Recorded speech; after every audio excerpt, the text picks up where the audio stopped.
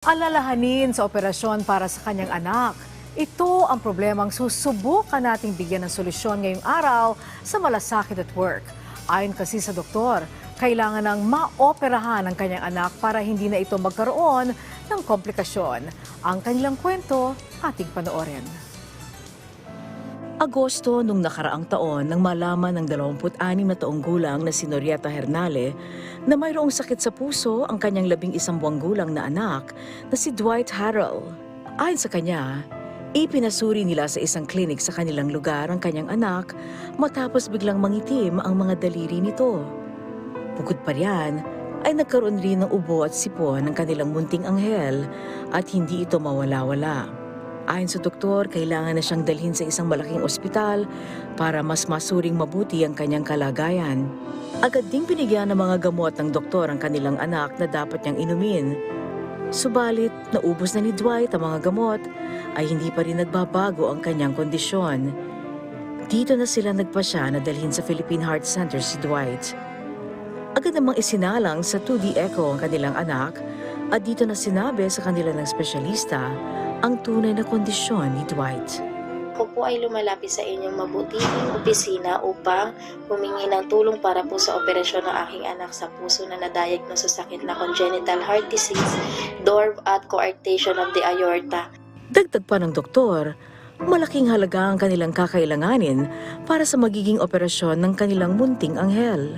Sana po matulungan niyo po kami para sa medical assistance for hospital bill po. Nagkakahalaga daw po ng 800,000 ang kanyang operasyon.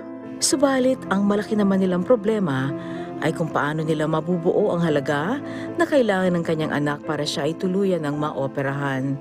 Wala naman silang sapat na pinagkakakitaan sa ngayon at sumasapat lamang ang kinikita ng kanyang mister sa pamamasada ng jeep sa kanilang lugar. Inaasahan ko po ang inyong pagtulong sapagkat ako po ay isang may bahay lamang na walang kakayanan na matustusan ang operasyon ng aking anak. Ang aking asawa ay maliit po ang income bilang isang traditional jeepney driver. Sa ngayon ay patuloy pa na bumabagsak ang katawan ng kanilang anak. Kaya nananawagan na sila ng tulong sa PTV Malasakit at Work para maipagawa na nila ang operasyon ng kanilang munting anghel.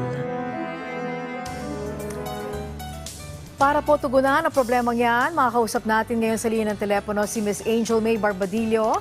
Mula po siya sa tanggapan ni Senator Christopher Bongo. Magandang hapon po, Ms. Angel May.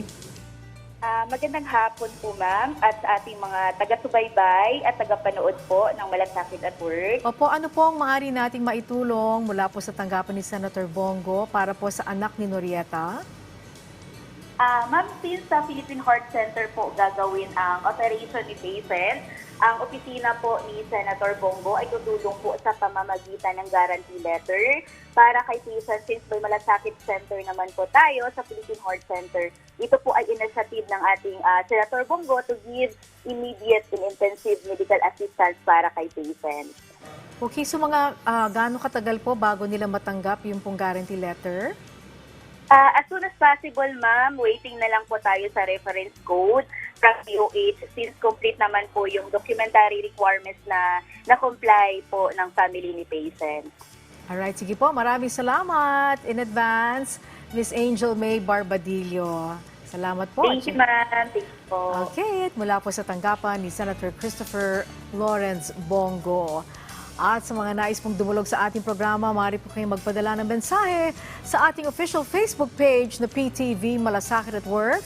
Maaari kayong mag-email sa amin sa ptvmalasakitAtWork@gmail.com. Muli, ang tunay na malasakit ay laging at work.